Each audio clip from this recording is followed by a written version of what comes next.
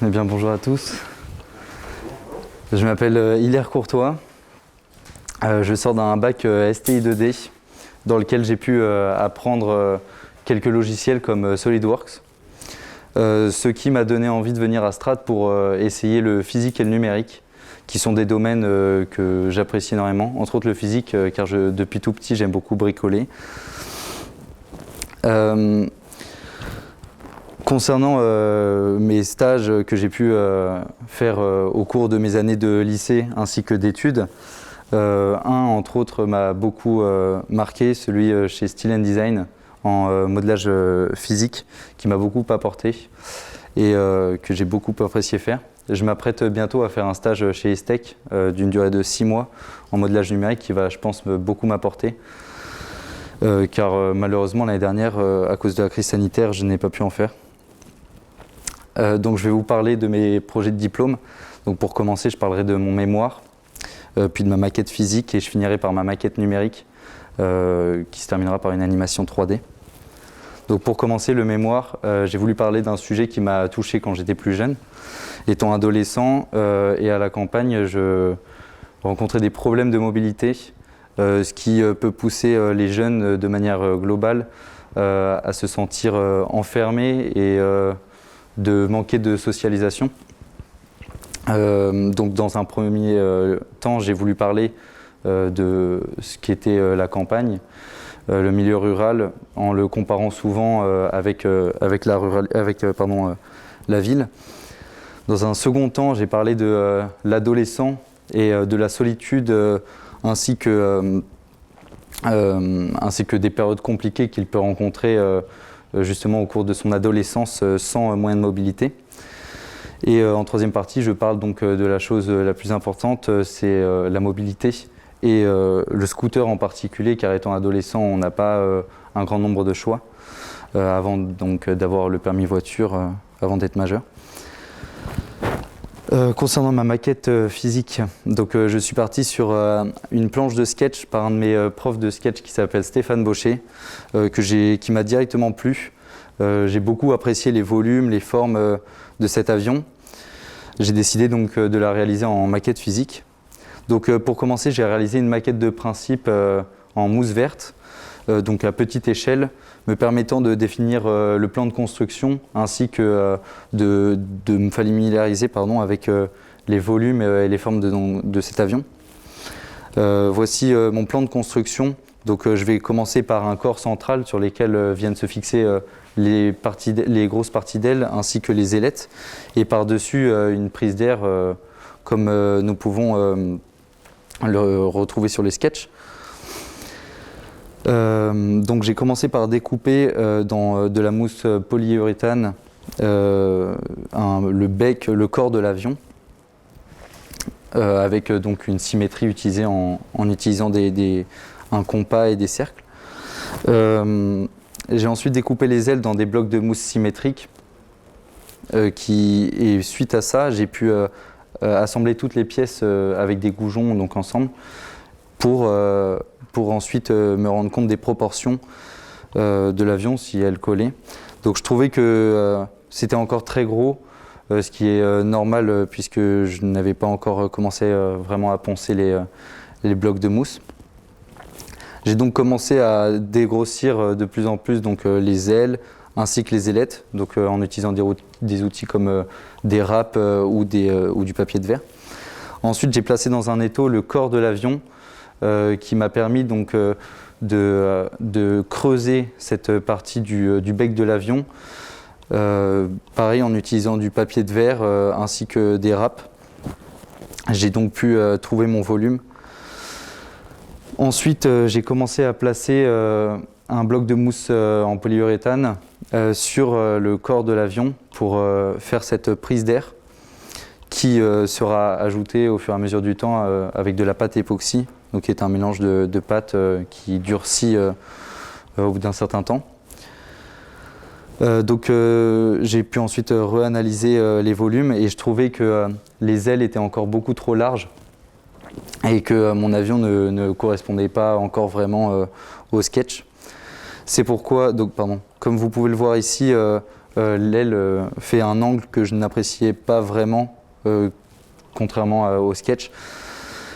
J'ai donc, j'ai aussi rétréci la taille des ailettes, qui sur les sketchs paraissent très grandes, mais pas dans cette vue-là justement, et qui donne aussi ce côté, je trouvais, plus aérodynamique de l'avion. J'ai ensuite thermoformé des plaques de plexiglas sur les ailes pour pouvoir assembler la prise d'air dessus, pour qu'au moment de la peinture, je puisse séparer ces deux pièces-là pour pouvoir peindre donc, à l'intérieur de la prise d'air.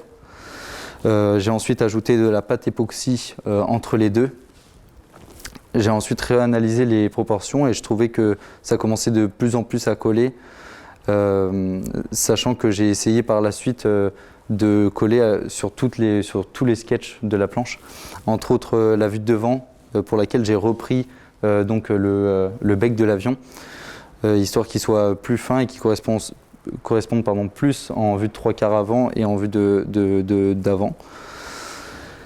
J'ai aussi placé de la pâte époxy en faisant des trous, histoire que ça fasse une forme de goujon et qu'il puisse s'emboîter facilement, pour retrouver ce côté aérodynamisme qu'on voyait sur certains sketchs, comme ici.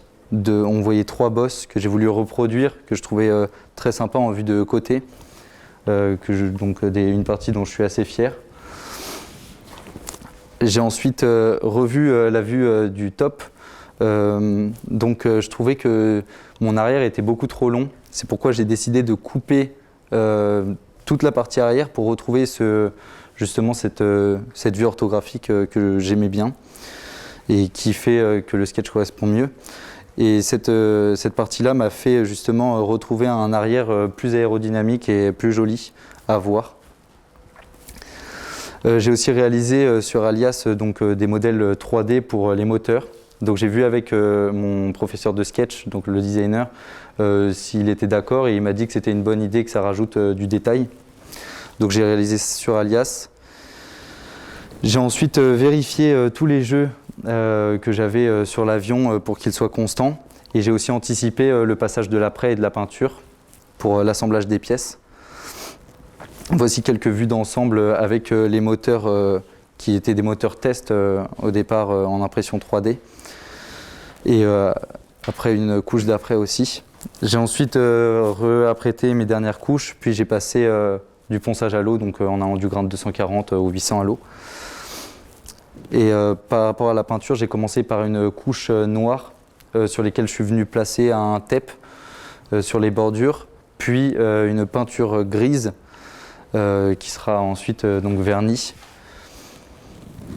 Et pour les stickers, j'ai réalisé sur Illustrator les stickers que je pouvais retrouver sur la planche de sketch. Parlons maintenant de la maquette numérique. Donc j'ai trouvé en cherchant sur internet un designer s'appelant Dinesh Raman qui a réalisé un scooter que je trouvais très esthétique et qui correspondait au sujet de mon mémoire. J'ai donc commencé par faire des sketchs d'interprétation, histoire de me familiariser avec les formes du scooter. J'ai ensuite fait quelques recherches de formes. Donc pour mon carénage avant, j'ai été aidé de mon professeur de sketch, ainsi que mon carénage arrière. J'ai aussi inventé une forme de châssis que j'aurais pu placer, car dessinant entre autres des 2 roues depuis assez longtemps, j'ai tendance à placer d'abord les roues, un châssis, et ensuite les parties carénage. On m'a dit que c'était pas comme ça en numérisation et qu'il fallait que je commence plutôt par les carénages et ensuite adapter. Donc je me suis inspiré aussi d'un modèle existant, donc de Vespa 50 Sprint. J'ai pu reconnaître ce scooter sur les sketchs car il correspondait il avait les mêmes jantes et la même fourche donc de Vespa, les monofourches. Je me suis donc inspiré de ça. J'ai commencé par me répartir le travail en utilisant en partant sur les carénages, puis les roues, puis tous les accessoires du scooter. J'ai commencé par placer les premières courbes, donc des edit points en degré 3, qui m'ont permis de poser quelques squares et faire quelques révolutions pour les roues. Voici mon premier volume fermé, sur lequel j'ai ajouté un mannequin, donc échelle 1, Je l'ai mis à 1,80 m et comme je vous disais, j'ai utilisé donc, les proportions du scooter Vespa, donc, qui a un empattement de 1,34 m et une hauteur de selle de 790 cm. Suite à ça, j'ai pu analyser et comparer, mes sketchs, ma NUM par rapport à mes sketchs. Plusieurs choses se sont dessinées. Donc, la première chose, c'est que mon carénage arrière était beaucoup trop fin par rapport au sketch. Ma selle semblait aussi trop petite et je rencontrais des difficultés à analyser comment je pourrais construire mon carénage avant. Donc pour mon carénage arrière, je l'ai rendu plus large. J'ai commencé à placer quelques rayons histoire de me familiariser avec le sketch. Et la selle, je l'ai dans un premier temps scale et je l'ai reconstruite par-dessus. Avec des squares et des surfaces filées par la suite. Pour mon carénage avant, voici les phases sur lesquelles je suis passé dans mes phases de recherche. Donc par rapport au sketch, une des difficultés, c'est que je voyais cette carre qui venait mourir, mais pas au niveau de l'angle du carénage. Donc je ne savais pas vraiment comment interpréter ça. Donc en vue de côté, au début, j'étais parti sur 2 surfaces, mais malheureusement, je ne retrouvais pas en vue de 3/4 la même ombre constante que sur le carénage.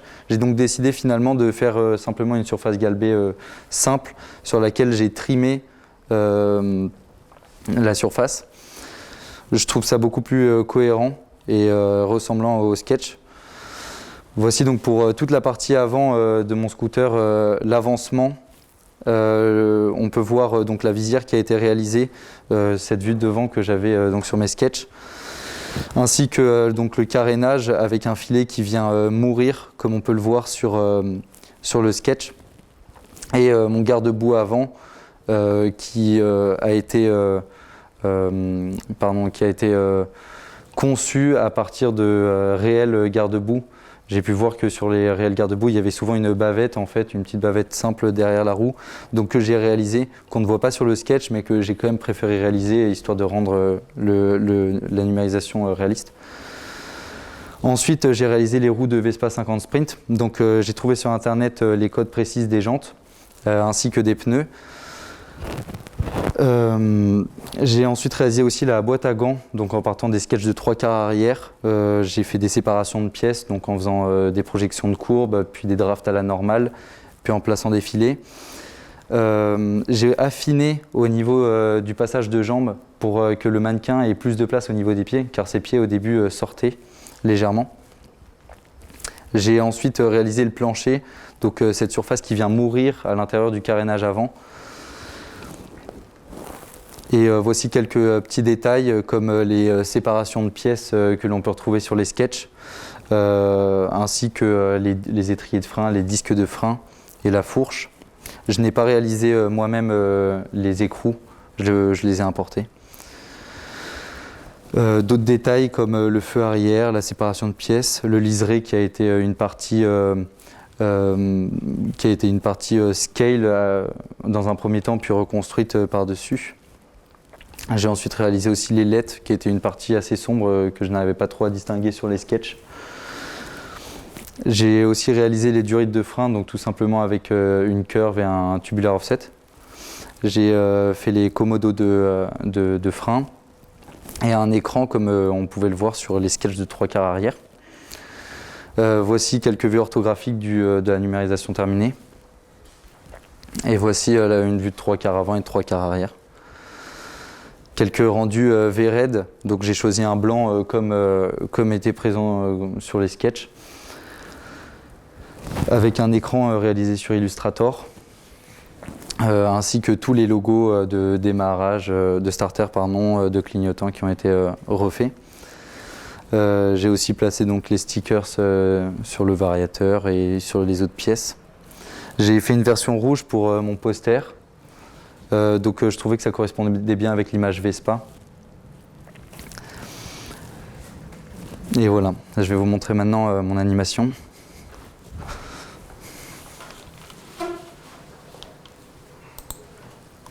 Est-ce que vous voulez que j'éteigne la lumière? Non, pas. Très bien.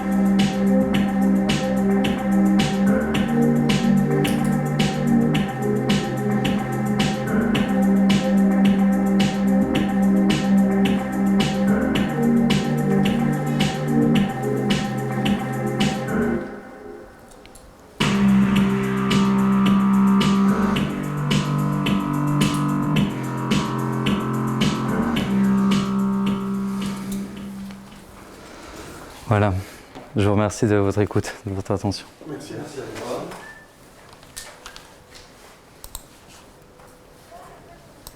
Tu nous as dit tout à l'heure que tu allais en stage chez Estec. Tu vas faire quoi là-bas? Je vais donc en modelage numérique. Je ne sais pas encore exactement les missions sur lesquelles je serai. C'était ton souhait de faire un stage en modelage numérique plutôt qu'en... Oui, je voulais vraiment clore mes 3 ans de licence par un stage en modelage numérique. C'était un peu... Le stage L'année dernière, j'ai pas pu avoir de stage, oui, malheureusement, à cause de la crise sanitaire. Il aurait dû être de combien de temps, celui de l'année dernière? 6 mois aussi, ou... 3 mois. D'accord, donc là tu prends un stage plus long. Oui, stage de fin d'études, on a le choix entre 3 à 6 mois. Du coup, j'ai décidé de faire le maximum, histoire de bien finir mes études. Ton intention après, c'est plutôt de continuer dans le numérique, de revenir vers le physique après ton stage? Pour être honnête, je ne sais pas encore vraiment. C'est aussi pour ça que je fais un stage en modelage numérique.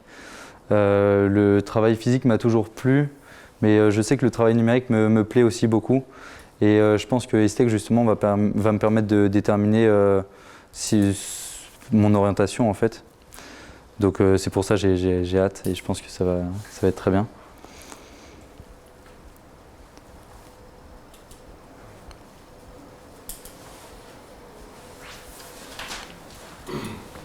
Tu as une maquette physique qui est très bien. Ouais. Merci. Qui est très bien faite. Très franchement, c'est pas simple à faire. En physique, ce genre d'objet. Il n'y a pas une ligne droite.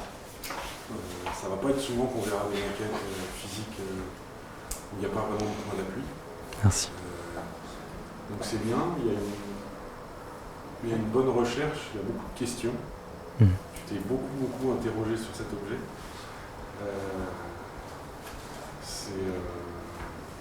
C'est vraiment un objet qui n'est pas facile à faire. Très franchement, c'est vraiment pas simple. Je dirais aujourd'hui, dans l'observation de ce qu'on voit, tu as une maquette physique avec un très beau niveau. Et on a le sentiment, à regarder ça, que tu as un peu moins de plaisir dans le numérique. Pour l'instant. Ça viendra peut-être. Oui, sûrement. C'est peut-être pas ce que tu ressens, hein, si je te dis ce que non, bien sûr, bien sûr. Et que tu as des subtilités dans la maquette physique qui sont pas simples à obtenir, que tu n'as pas encore dans le numérique. Qui viendront peut-être. Mais aujourd'hui, c'est un très bel exercice, ce genre d'objet extrêmement courbé dans tous les sens. Très franchement, c'est pas drôle à faire. Et si tu devais imaginer faire ça en numérique, c'est pas un scooter. Ça en numérique, c'est pas facile à faire. C'est pas facile à faire en physique, mais en numérique, il y a du sport. Hein. Donc non, c'est bien. C'est bien. C'est une belle présentation, c'est cohérent. Merci. C'est bien d'avoir fait un scooter parce que ça en rapport avec ton mémoire. Et c'est intéressant. Non, c'est bien. J'espère que tu trouveras les réponses dans ton stage. Je vous remercie. Mais en physique, j'aime bien ce que tu fais. Très bien, merci beaucoup. Je rebondis un petit peu sur ce qu'il vient de dire. Effectivement, sur la maquette physique, il y a beaucoup de belles choses. En plus, ce qui est intéressant, c'est que tu as amené des réflexions et puis au préambule de comment commencer, tu as fait une maquette de principe. Donc ça, c'est top. Tu t'es pas dit, vas-y, je vais essayer d'aller là-bas et on va voir ce que ça va donner. Tu as essayé déjà d'amener des réponses à certaines questions que tu avais déjà avant. Donc ça, c'est vraiment une super chose. Je trouve que c'est, surtout pour un objet comme ça, effectivement, il n'y a vraiment pas de ligne droite, c'est vraiment que de la courbure. Donc c'est vraiment pas facile déjà de commencer et après de continuer par la suite. Donc c'est bien. Ta présentation, elle est belle, elle est cohérente. Tu utilises des termes techniques plutôt bien, donc c'est une bonne chose. Voilà, tu as bien interprété aussi les sketchs de Stéphane Baucher. C'est un travail intéressant parce que du coup tu as travaillé avec un designer. Oui. Donc tu t'es vraiment inspiré de son dessin et tu as vraiment travaillé un petit peu main dans la main avec lui, entre guillemets, pour avoir les réponses que tu n'avais pas et aussi être dirigé sur certaines choses. Donc c'est super. Effectivement, par rapport au sujet numérique, sent qu'il y a peut-être un petit peu moins de subtilité. Alors, au prime abord, on dirait qu'effectivement, c'est quand même assez simple. Il y a quand même pas mal de petits détails, il y a quand même pas mal de petites choses que tu as travaillé et retravaillé. Donc là, je pense que c'est quelque chose d'intéressant. Tu as vu aussi un petit peu les erreurs que tu as faites en comparant par rapport au sketch. Donc tu as amené aussi à changer des choses. Ça, c'est super parce que voilà, le designer, il va te dire non, moi, ça ne me plaît pas. Il va falloir avancer, reculer, gonfler, dégonfler ou voilà, donc travailler vraiment sur ce qu'on voit, le sketch principal. Donc c'est super. C'est vrai que ça paraît pas effectivement très compliqué en soi en termes formels, mais il y a quand même du détail et il y a quand même des choses qui t'ont posé des problèmes et que tu as essayé de résoudre, donc c'est très bien aussi. Voilà, Merci. par rapport à ton mémoire, je trouve que c'est cohérent et puis en plus le sujet est intéressant. Et moi, ce que j'ai trouvé assez sympa, c'est qu'on sent que tu as vécu ça aussi un petit peu. Ouais. Donc ça amène aussi quelque chose de vivant et quelque chose voilà, que t'as vécu dans ta vie. Donc c'est encore plus intéressant par rapport à ça. Non, c'est une belle présentation, effectivement. Et ta maquette physique, j'ai hâte de la voir un peu de plus près, mais c'est beau boulot. Merci beaucoup. Merci beaucoup. Pour rebondir un peu, même chose, je trouve que tu as fait plus, pour la maquette physique, j'ai l'impression que tu as vraiment fait, tu as travaillé en sketch en 3D. J'ai l'impression, je sais pas si tu t'es fait des vues en plan, ou tu as vraiment monté non. ton modèle comme ça, j'ai envie de dire. En fait, ce que j'avais fait avec la maquette de principe, c'est que j'avais fait des photos d'assez loin, histoire d'avoir des vues plus ou moins orthographiques, que j'ai redessinées par-dessus, donc entre autres pour réaliser le corps de l'avion. Et c'est comme ça que j'ai pu déterminer mes plans de coupe sur mes blocs de mousse. D'accord. Je trouve que l'approche que tu as en recherche 3D sur ta maquette physique, d'essayer de l'appliquer sur ton modèle 3D, tu sais, de la façon dont tu as cherché de garder ta sensibilité et de la remettre sur le numérique par la suite. D'accord. Cette recherche, la recherche de forme, ton modèle 3D est bien travaillé sur la physique et on sent sur le modèle numérique, on sent un peu moins de finesse de volume. Oui. Alors c'est vrai qu'on le perçoit moins sur le numérique, c'est plus difficile à obtenir. Et c'est vrai que des fois, peut-être après par la suite, d'avoir ton modèle 3D qui passe en maquette physique, et là on se rend compte un peu plus de ses erreurs. Oui. Mais parce qu'il y a des choses qu'on ne sent pas toujours en numérique. Et ouais, essayer de retravailler un petit peu ça, mais sinon l'ensemble est bien. Et même sur le scooter, il y a quand même une réflexion. Tu as quand même retravaillé un peu sur les dessins, sur l'architecture de ton véhicule, et il y a une approche globale qui est... Je vous remercie. Moi j'ai apprécié, parce que moi du coup je t'ai suivi un petit peu tout le long, on savait très bien tous les deux qu'on serait vus pour la partie scooter. Mais du coup j'ai apprécié le fait que dans les deux cas, tu as quand même toujours fait un aller-retour. Tu as fait le travail d'un modeleur, c'est-à-dire que tu t'es pas arrêté à ta première ébauche, tu t'es pas arrêté à ta maquette de principe. Et même ayant atteint des fois des trucs qui étaient plutôt bien, par exemple sur la maquette physique, on l'a vu, il y a des moments où tu as atteint des résultats qui pouvaient être satisfaisants en réalité. Et bien tu te dis non, c'est pas suffisant, il faut que je trouve quelque chose d'autre parce que c'est pas tout à fait pareil. Je connais très bien Stéphane, les sketchs sont un peu abstraits, on va dire ça comme ça, c'était pas un peu facile que tu as fait. Non. Et imaginez jusqu'au bout une modification, et pour en arriver là, c'est extrêmement bien. Vraiment. Merci beaucoup. Elle tient par des équerres, mais... Non, mais il faut des des caractères pour se remettre Merci en beaucoup. question et quand on obtient un résultat qui est cohérent, même s'il n'est pas parfait. Retaper dedans et y retourner, au risque de casser quelque chose, de faire pire que mieux. Et c'est pas le cas, c'est que mieux. Donc c'est très bien. Merci beaucoup. Je pense que le designer doit être content d'avoir vu Ouais. l'objet physique. Bah, on est plusieurs dans la promotion à avoir choisi certains de ces sketchs. Du coup, je pense qu'il va être content et de C'est bien aussi voir tous les d'avoir résultats. mixé, tu as fait un peu de 3D et après tu as fait une impression 3D. Je prends ça pour rajouter sur ton Oui. scooter. Ouais, en fait, je trouvais qu'il manquait de détails. J'avoue que, en fait, en comparant avec pas mal d'autres maquettes de mes camarades, je me sentais un peu mal de ne pas avoir de détails comme ils pouvaient avoir, alors que je suis, je pense, quelqu'un d'assez minutieux et j'aime beaucoup justement travailler les détails. C'est pour ça que j'ai demandé à mon designer si je pouvais justement retravailler un petit peu, histoire de rajouter un petit détail supplémentaire. T'as pas pensé à les faire en physique directement? C'est autour, ouais. vite en soi. Ouais, c'est vrai que j'aurais pu les faire en lab autour, je pense que ça aurait tenu, ouais. Oui, du coup, Tu as pensé c'est quand même plus facile. Oui, bien sûr, mais Ouais.